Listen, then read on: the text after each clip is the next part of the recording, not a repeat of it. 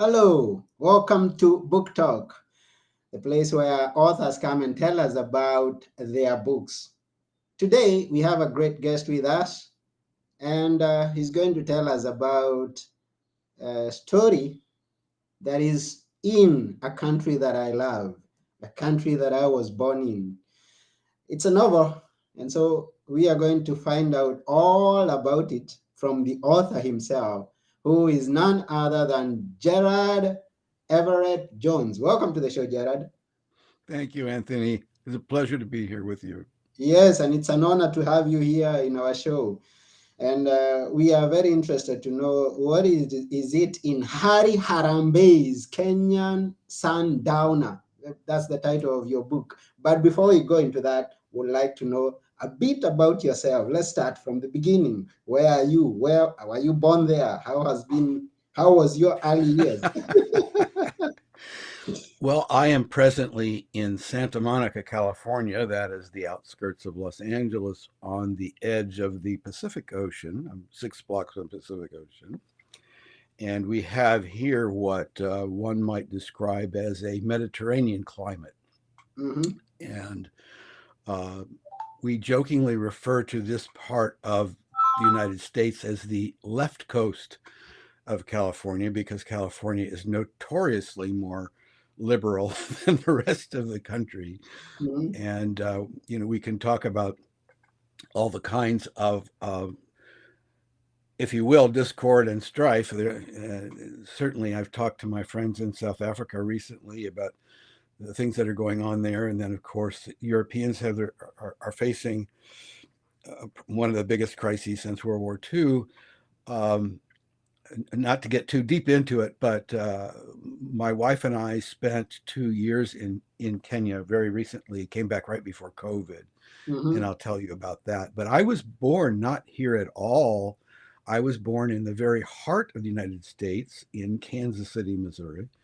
And as a matter of fact, I have a series of mystery novels, the Evan Wycliffe mystery series, that is set in southern Missouri, where my ancestors are from in the farmland Mm-hmm. of Missouri. I I grew up to preteen there. We moved to Chicago. We moved to Baltimore. We moved to New York. And then I went to school in Connecticut. And then I worked in Chicago. But I would say most of my career has been as a professional writer. Now, I wrote a lot of business and technical books. I went to school, to the school of hard knocks, if you will, writing books called um, Lotus 123. Yes, one, two, three. um, um, um, um, Getting to know Harvard graphics, Excel for Windows. This was back when people actually, when using computers was new enough and hard enough that people needed books. That's not true anymore. Yeah. That's not true anymore.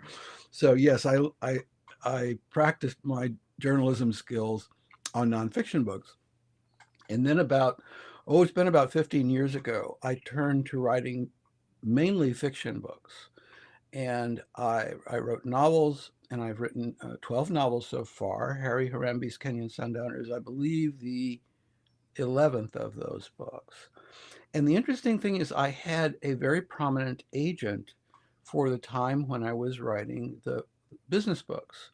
Mm-hmm. And when I told him I was going to turn to writing novels, he said, "Have a nice life, kid. Can't help you." So I became very much uh, through a series of making my own mistakes, I became very much a self-published author with my own imprint. And I hosted a radio show that's not as active these days as it was, but I had a podcast called Get Published Radio. And the host would always interest me. He interested me. The host would always introduce me as, and now here's our host, Gerald Everett Jones. He has all the answers because he's made all the mistakes himself. So, and indeed, self publishing, there are a million books published every year, a million new titles. Sure. And that is a very different environment from, you know, I was looking at master class of the esteemed James Patterson, the most financially successful author in the world, and he Mm-hmm. was telling writers, keep querying those agents, keep plugging it. If you're persistent, you'll break in. I would say if you go to Las Vegas, the odds are better, getting $1 million jackpot than getting successful with agents and publishers these days. And I Mm-hmm. did the math, and Patterson had been an advertising executive in the 1970s. That was about the time I was getting out of college. He'd been an advertising executive, and then he decided to write novels. And he got his, as near as I can tell, he got his agent in 1974, 1975. Mm-hmm. At that time, there were no ebooks. Yeah. Okay. Mm-hmm. So the explosion of self publishing, the explosion of new titles, did not exist then. And the mainstream publishers were not only doing well, but they were handing out very generous advances, even for, you might call them first time authors. They would take a chance on an author, and Mm-hmm. they would put quite a considerable advertising budget and promotion budget behind promoting those authors. Mm-hmm. These days, even if you sign with a publisher, there's almost no promotion budget. You are expected to build your own reputation through social media. And Mm-hmm. this is what I tell, I do a lot of editorial work for aspiring authors, breakthrough authors, even people who are in their so-called retirement, and now they're going to finally write that book, of which there are many worthy stories. But Mm-hmm. I tell them, I said, don't waste your time chasing those folks. Get in the game, self-publish, because it's thrilling to be in the game. Be in the Yeah. game. Mm-hmm. We So take here I that. am. I'm in the game. You're Yeah, we you're take you're that in, from you're in the game. Gerald. Mhm. I'm just getting into the game myself. I mean, I published my first book last year, and then my second book, which is a workbook, this year. So I'm well placed to be listening to Gerald, who's done dozens. I mean, for Well, us, you are over. Congratulations, my friend, because you are over the very first significant hurdle, yeah. and that is because the the authors that I encounter who have difficulty and challenges in the social space, I can almost tell them when they begin a sentence with my book. Okay, they feel, and it's true. There are many people, especially if you were to write a memoir, if this is the only book that you plan to write, then certainly my book. My book Yeah. is this, my book is that. I took me years to write my book. Okay, but and also if you're in the business space and your purpose in writing books is not to be an author, but to be an expert, to Mm-hmm. be a practitioner. I have a friend, uh, Ruth Freckman has a book called "Food Is My Friend Diet," and she's a nutritionist. Mm-hmm. So her book is her calling card. But books are not her career. Mm-hmm. Nutrition is her career.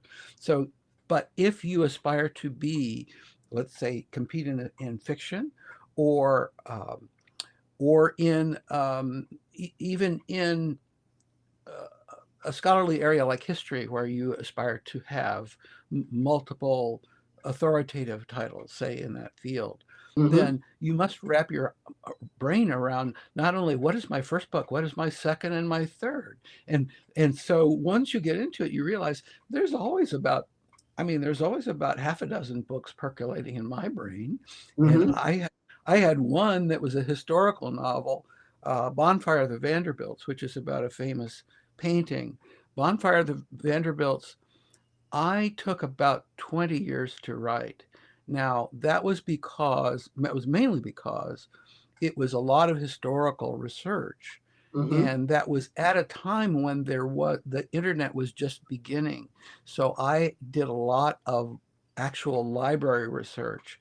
and a lot of my resources I had to get on library loan on microfilm, and I had to send faxes and emails to. Email did exist, but it was rather primitive. Mhm. I had to contact the scholars I was working with by fax and email. So, and yes, I had a lot of paper files. So it was a different process. I think I could. These days, I think I could compress that research period into a year Yeah. or two. Mhm. It's not as difficult now as it was then. They just, because I just type in, a Google query and I get, quite a lot of answers right away.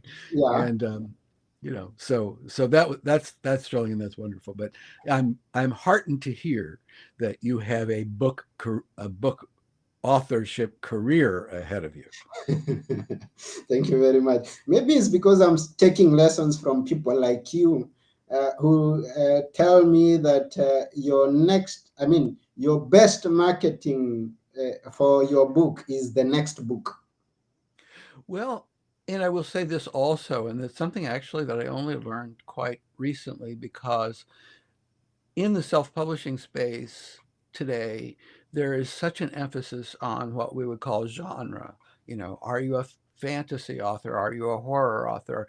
But well, I mean, not only fantasy horror, but are you steampunk? Are you do you write historical western? I mean, the genres are very specific, and that seems to be your brand and your approach to that genre is very important from a marketing standpoint.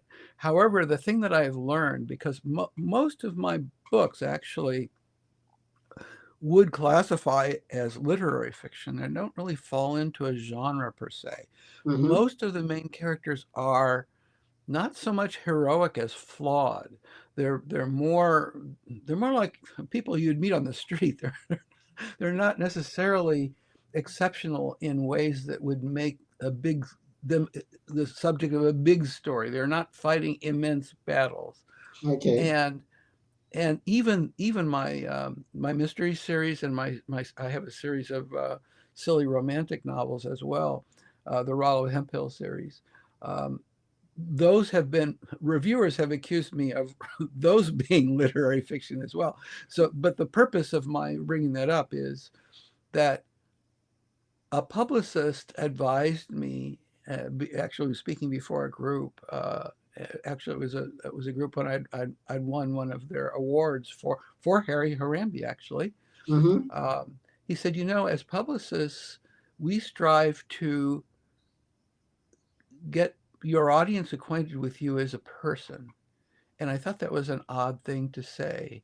And he says, yes, we want them to know you as a person, and we want them to be involved with the things that you're involved in, with the thoughts that occupy you. And then they buy your book because they want a piece of you. Mm-hmm. And I thought, wow, yes. Literary fiction, I mean, I admire Paul Auster, say, in the literary fiction space. I Mm-hmm. admire Michel Houellebecq, the French novelist, okay? I would be challenged perhaps naming a list of all their books, Mm-hmm. but but I have read some of them. Okay. Okay, so Yeah. but I don't remember the book so much as I remember what was the mindset behind the book, because Mm-hmm. I could pick up a new book, and if I didn't know it was by them, after a few pages I would go, maybe this is this Michelle Houellebecq? I'll check the cover. When you find it's the one.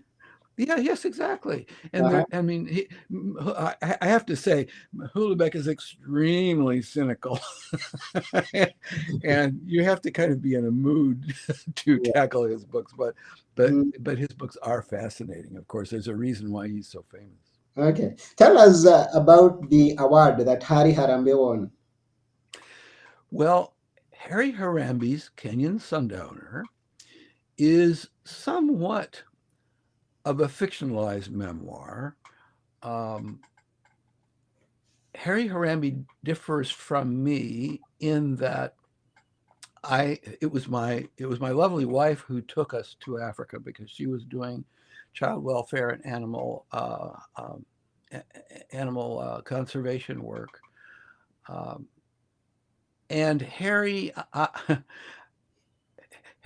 name is not Harambee. Harry's name is Harry Gardner, and I made him a widower from Los Angeles, and that was because I wanted his main reason to go to Kenya to be looking for good times in his retirement, if you will. Okay, he was looking for hookups and parties, Okay. and not and he was something of a couch potato. It wasn't because he felt that was the kind of person he was, but this rather slick Italian tour operator, Aldo Barbieri, who he'd been introduced to by friends, convinced him, Harry, what have you got to do? Play golf and cards? You're waiting for your life to end.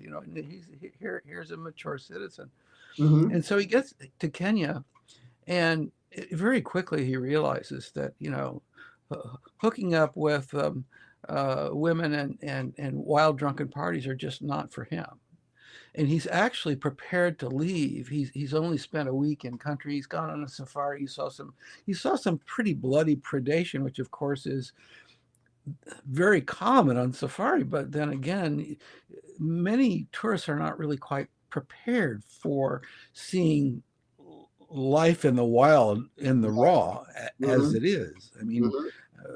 I put it in the book. We saw three cheetah devouring a wildebeest calf in front of it while its mother was watching. Mm-hmm. Okay, and then this is not what you're going to see on Nat Geo. Yeah. They're not going to show you that aspect of it. Um, but Harry's about ready to leave Kenya, come back to Los Angeles, resume his boring life, and he meets a Kenyan widow in the supermarket. Okay. And she's an accountant. She's an accountant for one of the resort hotels. Now, this is in Diani Beach. Mm-hmm. This is in the Miami, I won't say Miami, maybe the Fort Lauderdale of Kenya, on the white sands of the Indian Ocean.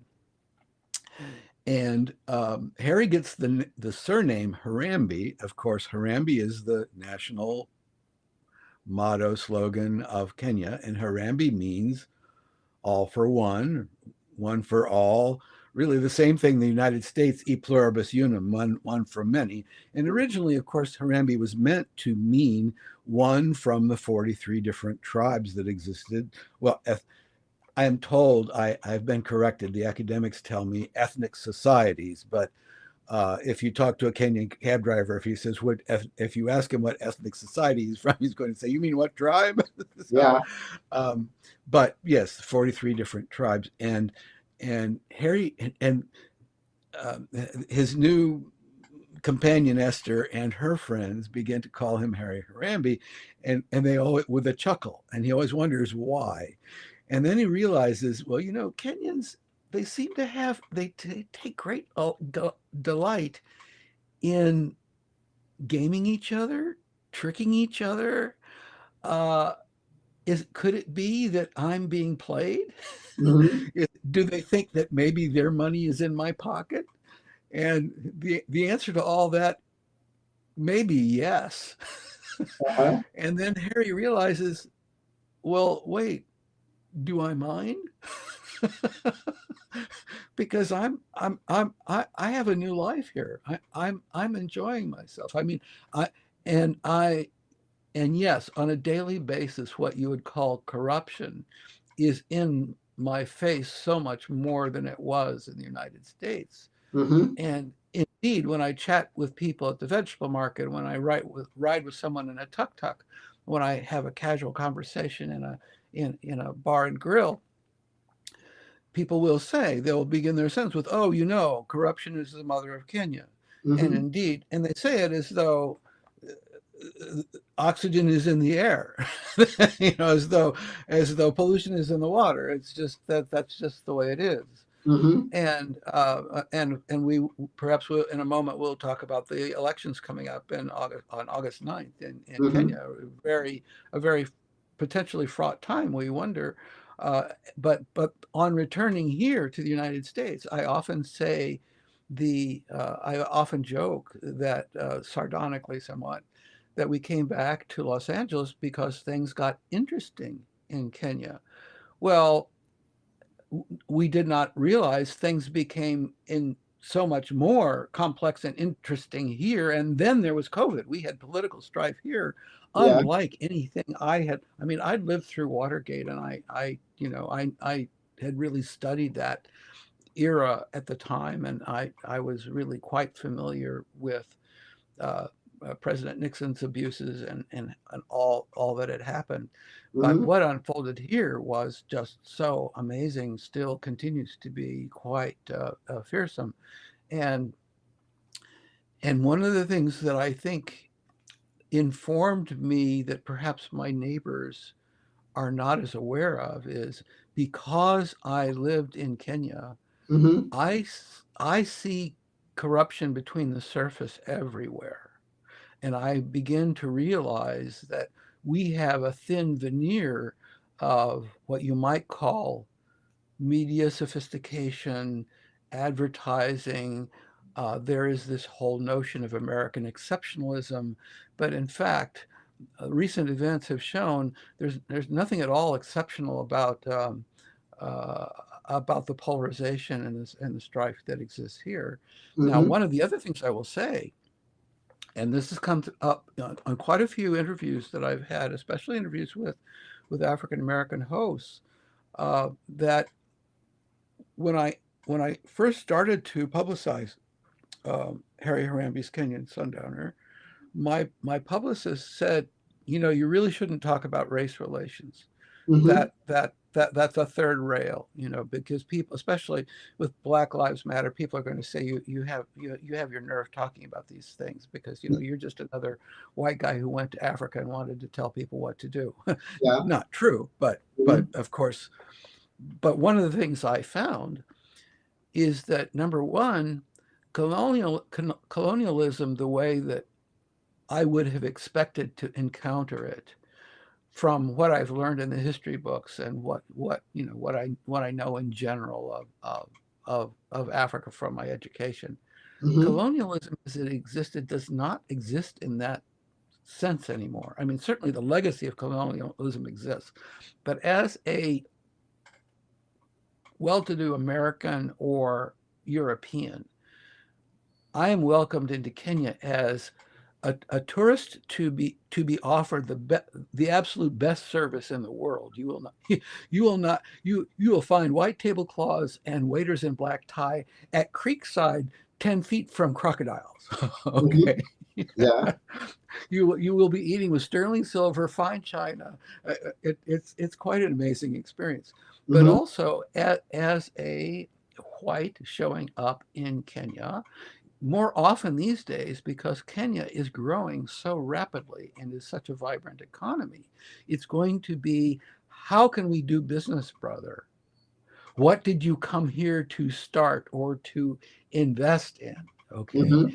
And that is really, I mean, I felt like Bill Gates most of the places that I went, you know, and Yeah. indeed, but of course, you do have to enter into some of these things with some caution because you find that, yes, if one, I did hear stories, if one were to build a luxurious home by the sea, Mm-hmm. and you know you invest many millions of shillings into your house, it could very well be that someone will show up on your doorstep, you know, a fellow in a suit and with two fellows who've got uniforms on and say, by the way, may we see your title? Mm-hmm. and and then so if you can find it, you show them and they say, well, this is not genuine. Mm-hmm. And say, by the way, we'll be having you move out tomorrow. You're here illegally. Well, the reason is someone else wants your land and the nice building that you've built, and they may be highly placed in the government. This seems like such a ridiculous story, and yet I heard it more Mm-hmm. than once uh, Mm-hmm. from Kenyans, not from expats. Okay. The expats that I found were relatively low key. Many of them were in their own communities. Some of them were in golf clubs. You know, Brits with golf, and how can you separate them, right? Yeah. Uh, but quite a few of them were involved with philanthropies, which is, of course, is a completely other subject in terms of philanthropies colonialism. Yes, that's the vestige of colonialism, the philanthropies, and yet many of the philanthropies reputed are to be money launderies because they're not accountable. I mean, they're not. They're just not. You don't Mhm. know where that money comes from, and you don't know where it's going, even though they may be doing very reputable work. Yeah.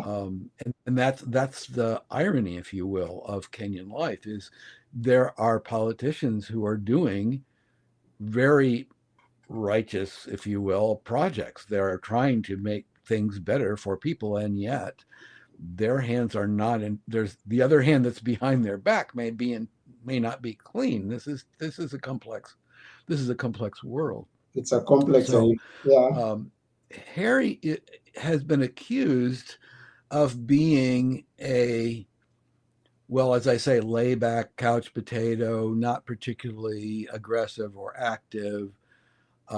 He views Kenya, especially in the beginning, as a tourist. They call him the fellow who rides in the back seat, Okay. stares out the window, and of course, I mean, when he's new in country, he's got no basis for telling people what to do.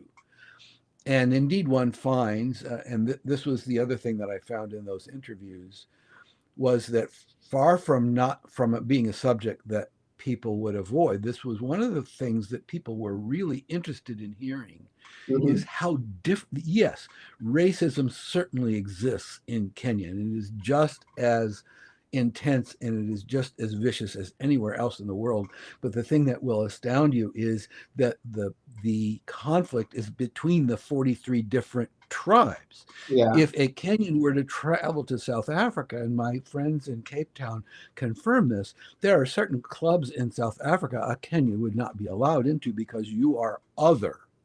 You are not of us. Mm-hmm. And and in these elections that are coming up, Kenyans know very well more than anyone that the main source of corruption in their country is the fact that only three of the 43 tribes have dominated Kenyan politics from independence. Mm-hmm. And because it's a parliamentary system, no, not a single one of those tribes has more than 50% of the electorate.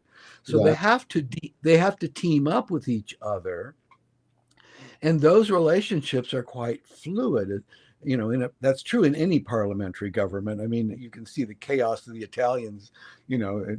Ask them what day of the week it is, and that's how the how the alliances shape up in Italy because there's so many different parties.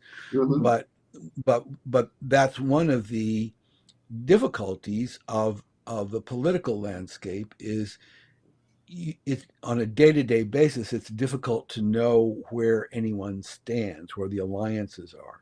But Mm-hmm.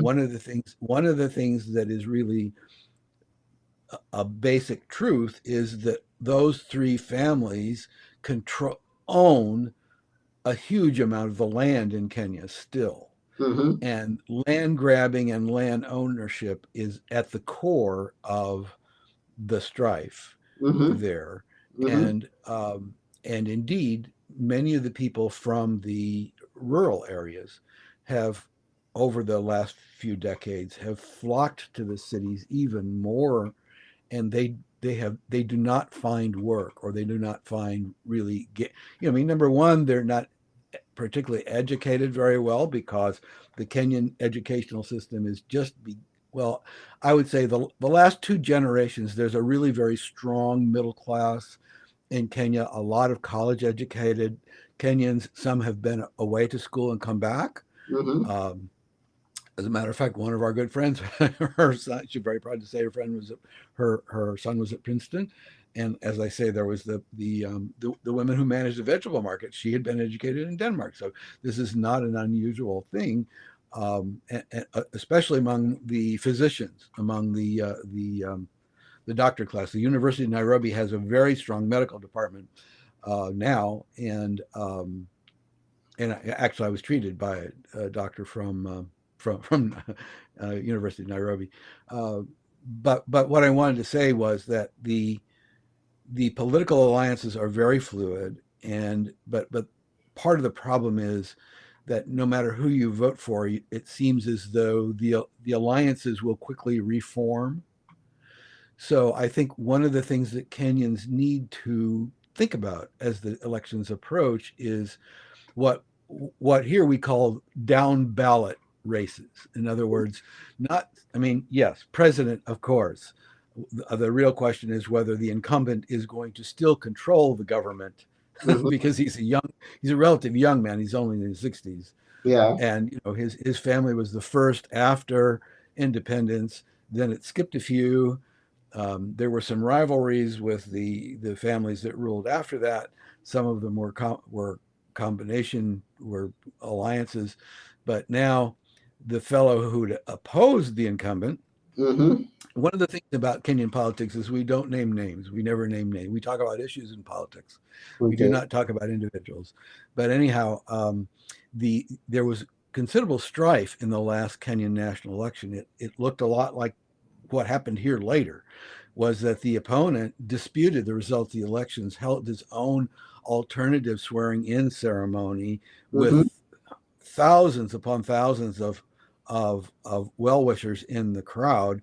There were riots, there were killings, Mm-hmm. and then there was a rather difficult coming together right after that. And then the opponent became the incumbent's deputy. And he is now the front runner for president. And he has been nominated, he has been encouraged, he has been supported by the incumbent. Now Mm-hmm. the question is, the way that they settled their differences was what is in Kenya called the handshake deal. Yeah. What did the handshake deal entail? Is there part of the handshake deal that says even after you're out of power, I will make sure your interests are advanced?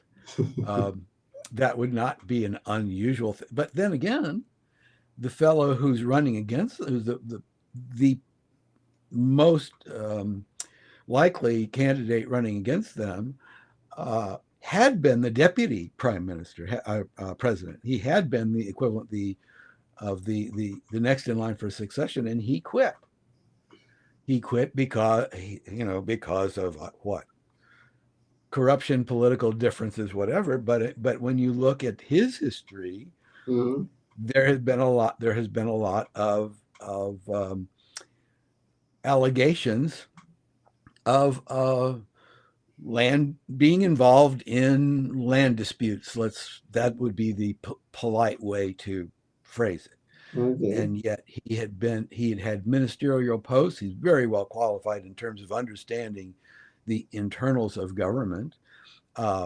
Very well spoken, professorial fellow. So Kenyans are faced with those choices at the top, but down ballot, it's interesting that Kenyans on the coast, that Kenya is predominantly, let's say, 80% Christian, 20% Muslim in the interior. On the coast, it's just the other way around. It may be 80% Muslim. Mm-hmm. Now, now the there the strife there, other than some incursions from Al Shabaab, which have to do with Somalia, don't have so much to do with Kenya. Um, I found not only do the Muslims and Christians get along on the coast, a great many of them are intermarried, Yeah. and I would say they will smile broadly and say, well, we worship the dollar here, Mm-hmm. or the pound, or the shilling. Now, And since, they say it jokingly, but certainly, on the coast, there's even a separate cadre called the tourist police. Okay, yeah. regular Kenyans, if you were to call emergency and you were living in Ukunda, which is the village where the you know the working class of the resort community lives, Mm-hmm. the police might show up tomorrow. Okay, if you were in one of the resort hotels and the manager calls the police, the tourist police will show up, you know, before you've looked up from the phone. Okay. So I mean, it is a different, and one can understand why that is. Mm, It's lamentable in its way because it's not necessarily egalitarian. yeah. And in that way, I suppose you would say it's something of a colonial holdover. Is, if one will hear that extrajudicial murders in Kenya, that one could purchase um, one of your neighbor's demise. And I have heard that story Mm-hmm. more than once from different people. One waiter had said his daughter had been raped by a neighbor, Mm-hmm. and she was killed. And he said he still is not able to get justice because he suspected that the neighbor was very well connected. Mm-hmm. And now he was, of course, accusing the neighbor of having contracted for that. That was the implication. And indeed, I mean, I did hear stories of, expat comes, marries a very young, pretty Kenyan, what we would call in the United States a trophy wife, someone who looks like a model. He's my age and she's 20. Um, and that does happen. You do see that. You don't. That's not necessarily what you see of the interracial couples. Actually, I would see people who are more closer in ages and actually have children. I saw that more commonly than Mm-hmm. I saw. But I did see in the resorts. I did see these women in designer dresses and major jewelry and designer sunglasses. you know, um, and but the rumor that I actually would hear from expats, and I don't know how true this is, but they would say, yeah, she's got a Kenyan boyfriend, and she will wait until she's married, and she is in his will, and then her boyfriend will have him knocked off, and she'll marry the boyfriend. Mm-hmm. And I thought, uh, that that could be the plot of a novel, certainly. That's not where Harry Harambee goes. Yeah. Where does it go? Harry does eventually have to decide, if I'm going to stay in country, am I to regard myself as a citizen? And if I regard myself as a citizen, how committed must I be?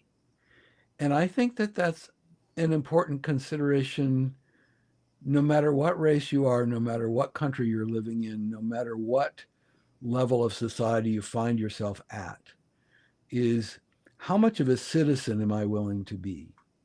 How committed am I willing to be? Mm-hmm. Am I to say corruption is the mother of America and shrug my shoulders as though, what can I do about it?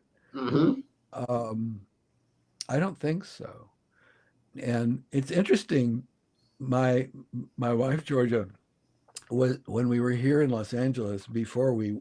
She's very much an activist, believes very much in animal welfare, and she had an organization here called Unleash the Beach. Uh-huh. And in Santa Monica, it is very much against the law for a dog to be on the beach. But actually, if you own a dog, you will find, and you go to a beach where it's allowed, you will find that there's no more joyous place for a dog ever than being in the breaking waves and running in the sand. Okay. And so she wanted a leash-free dog zone, not the whole beach, just a portion of the beach. And Mm-hmm. indeed, there are such places in other parts of California. But the interesting thing was, the year that she did that, um,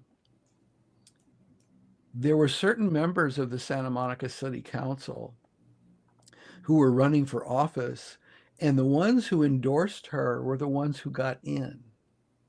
Mm. Okay, one of them was actually from a very famous American political family, and he he he ran on. Um, I think it was improving the schools. Um, there was another issue, I forgot what it was, and the dog beach. and and he swore that people wrote him more checks for the dog beach than for the other things that he ran on. Well, this is grassroots. This is what they call grassroots politics. Mm-hmm. And the thing is that if you have people, let's say that you have a pothole in your street right out front of your house, or you have an ugly tree stump in the local park, okay? Mm-hmm. If you have a grassroots organization, if you form it around just getting that problem fixed, especially if it's been neglected, and then suddenly, after your effort, and it could take you a year, okay? But if after that effort you find that the city has fixed that problem, Mm-hmm. a magical thing occurs. Your grassroots organization realizes that it can change things. Mm-hmm. You become invested with your own power. And now you've got that mailing list. You've got that group of 30 people, 100 people, and you go, well, what else do we care about? Well, maybe there's this local candidate. So, Mm-hmm. I'm coming back to what you would call the down ballot issues. So what? And, Yeah. So what does Harry end up doing? I mean, after did he well, decide? I wrote most of the book when we were in Kenya. When Georgia wanted to go there, she says, "Well, how do you feel about living in Africa?" And we'd been there a number of times before, and she'd already been involved in some work there. Mm-hmm. But she says, I think we really need to live there. And I just shrugged and said, if they have an internet, I Okay. stare at a screen all day. I don't know where. I mean, I became much more involved with our community than that. Okay. And that's another story, not politically, but just as a citizen of Diani and how much I got to know my neighbors on a daily basis. Mm-hmm. But uh, but she did encourage us to go. And when we came back, COVID was just breaking out, Okay. and we have been in regular touch via WhatsApp and other means with our Kenyan friends, Mm-hmm. and we heard reports of how the COVID crisis was unfolding there. And so I was in the process of finishing the book, and I realized that the onset of COVID might be a way to figure it into the plot. So Mm-hmm. the inciting incident toward the end actually is some things happen that Harry has to confront that have to do with public health, Okay. and he has to make a major decision as to, again, how committed is he willing to be.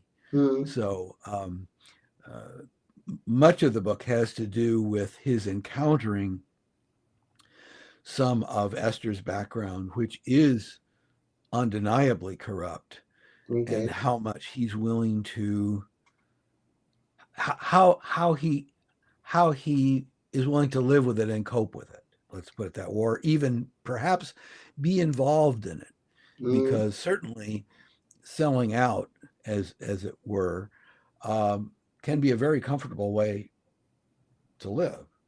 Mm-hmm. And one of the things that one finds living in Kenya is the living expenses are a half to a third what one might encounter uh, in Europe, in a major city in Europe, or in New York or Los Angeles. Okay. So it can be a very comfortable retirement lifestyle. But Mm-hmm. I submit that if one retires there and still cares about the community that you're living in, it's not going to be a very passive retirement. Mm-hmm. Mm-hmm. Now that I've written I, Harry I Harambee's guess, Kenyan Sundowner, but I guess uh, active retirement is the way to go. I mean, you don't become a couch well, certainly, I mean, I know people who live in Mexico. I know one expat who lives in rural Japan. Um, yes, certainly. I mean, that's one way to make your checks go farther. But I will say also um, that if you're an advanced age and you're in assisted living, then you're really it may make no difference where you are, because it's going to be like my life, facing that screen. As long as you've got your meals and your sustenance, perhaps it's not as important. But if Mhm. you're still active and you're going to be out there and meeting your friends in the community, I mean, there was one of the expats that we met, actually was the first person that we met in that town. He was a developer, and he'd built timeshares on the coast of Portugal, I believe it was. And then when he moved to Diani, he invested in some land, and he built a resort. And that was how he wanted to spend his retirement years. Is he would have a business there, and he he bought a catamaran. He sailed it from Zanzibar, and pretty comfortable lifestyle. Mm, And yet, some of the stories that we heard that were perhaps a bit more chilling. He was one of the people who shared some rather grisly stories with us. I mean, one of the stories was about encountering a black mamba. I mean, this didn't have to do with politicians at all. It mm, had to do with human animal conflict. And we have rattlesnakes here in California. Fortunately, I've never encountered one. Um, but I do hike on trails where one will find them. mm, And the thing about a rattlesnake is it will retreat from you.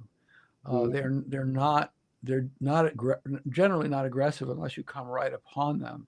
mm, The mamba, from what I understand, is quite different. Remember the cobra family, and extremely aggressive. mm, And the story that I heard from him was about an extremely aggressive mamba, and I believe also one of the most poisonous snakes on the planet. So we were quite aware of those kinds of hazards. Um, excuse me. okay. But from your stories, we can quite tell that you're very passionate about Kenya before and being there also, and after you still continue to follow what is going on in Kenya. What did you We like have most many we about have Kenya? many friends we have many friends there. So, what did And you like most about Kenya? I think the thing I like most about Kenya was the warmth of Kenyans. And the thing that really struck me, excuse me, It's okay. I was raised as a Southern Baptist, but I would say I'm more of a New Age philosopher these days, or something like that. But I was raised in a very devout Southern Baptist family, and uh, I when I had heard that most Kenyans were Christian, I had assumed, again based on my study of history, I had assumed that I was going to be meeting Anglicans and Catholics. Mm-hmm. And the thing that really surprised me was there are quite a few Kenyans, perhaps even the majority of Kenyan Christians are what you would call Pentecostal, Yeah. or enthusiastically evangelical. Mm-hmm. And I would hear gospel. I mean, I love gospel music, but I would walk into the supermarket and they'd be playing the gospel music, Mm-hmm. on and the Kenyan television is really quite full of evangelical preachers, and uh, and also choral music and whatever. But the thing that surprised me Mm-hmm. was, growing up as a Southern Baptist, and knowing that they were also fundamentalists. I would have expected people would come up to me routinely and say, "Oh, Gerald, do you know Jesus Christ is your personal savior?" Mm-hmm. No one No one. ever evangelized me ever, and you can add your own explanation as to why. But Mm-hmm. I will say that part of my religious education had to do and this was before fundamentalists in the United States became really involved in politics. I don't think politics were ever. I mean, I certainly was in the Baptist Church up until the time I was a teenager, and I can remember politics only being mentioned once, and Mm-hmm. that was, oh, this fellow John F. Kennedy's a Catholic, and my Sunday school teacher, we don't want the Pope to rule the United States, and then I think he was rebuked by the other people for saying that. Okay. But Kenyans, in my experience, w- did what I was taught as walking the walk, walking your talk. In other words, their moral example, the way they led their lives, the way they embrace you with their love and affection, that speaks more to who they are and what they believe than any Bible verse they could ever quote you. Mm-hmm. And that that touched me in many ways. And yet also, if you smile and realize your brother is a Kenyan, you will be amused and not upset when, brother, could you loan me 5,000 until next payday? Because you will probably not see that money again. But then again, if the next time you have an opportunity to, I won't say trick that person, but to engage that person in the butt of a joke or whatever, go for it. He will still love you afterwards. You Well, may find the cars of you may find the tires of your car deflated. You mm, may find you may come into your room to find no sheets on your bed. yeah. Uh, Interesting. So, everyone who's watching, we really thank you for watching, and those who get to watch or listen to this show once we are through from one of our podcast platforms, Google Podcast, iTunes, Audible. Search for Book Place, or rather Book Talk at Book Place, and you get to listen to this and many other episodes, past and future. We thank you for listening to it. And today's episode was with Gerald Everett Jones, speaking about Harambee's Kenyan Sundowner. And we really actually focused much on the land or the country, Kenya. But anyway, we presented Harry, who is in the book, and we left it for you to go and read the book and get out more from the experiences of Harry going to Kenya and enjoying his experiences there. and it's in an it's in both ebook formats, Kindle and EPUB. You could read it on your phone. It's available everywhere. Yeah. Also as paperbacks for some of us who like to read on the beach. Yes, and yeah, the beach is a good place where we see the waves and experience that. Cool. I get why you went to Malindi. Did you say Malindi? No. We were in Diani. Malindi, but Diani. the thing is, when we were in Malindi, there had been heavy rains in Nairobi, and Mm, the mud and the silt flows down the river, and actually the beachfront was quite muddy okay. in Malindi when we were there. So we had thought about moving to Malindi, but we found Diani.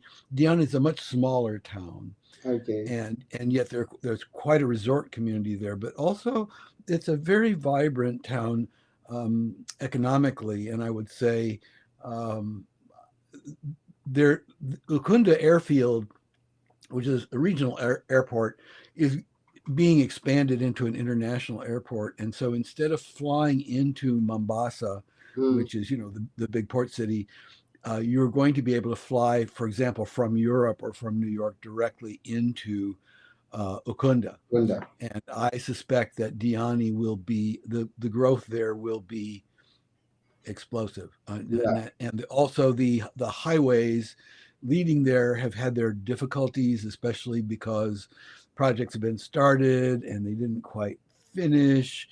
It takes sometimes quite a while for public works to materialize in Kenya, but those projects are being completed as well, along with a bridge from Mombasa to the south coast, which had been lacking quite a bit before. And so all of that infrastructure, that part of Kenya is really, I mean, it's white sand, blue turquoise water, monkeys in the trees. That's the other thing is you have to learn that monkeys are your friends as long as you're not carrying a loaf of bread. Okay. Hmm. Last question. Uh, is there some Swahili in the book? There is very little. There is some.